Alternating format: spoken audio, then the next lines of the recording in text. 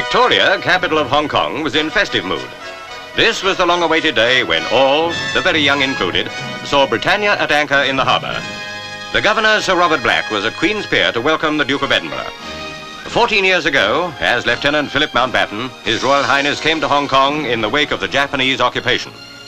Now he inspected the guard of honour of the three services as consort of the sovereign.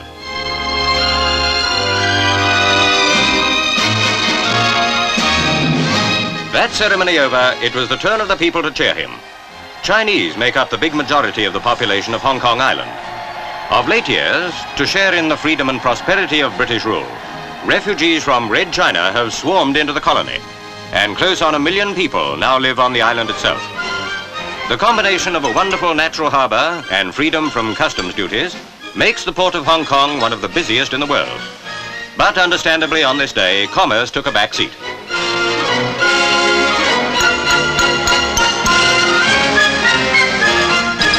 Hong Kong was a desolate island when it became British in 1841.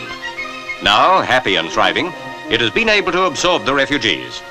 On the night of the Duke's arrival, its gaiety was in evidence more than ever.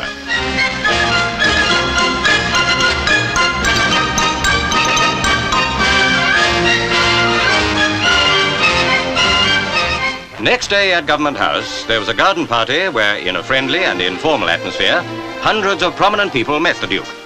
His Royal Highness spoke to most of them. In many ways, the scene was typical of many that have already taken place on Prince Philip's world tour. There'll be many more before he returns to England at the end of April.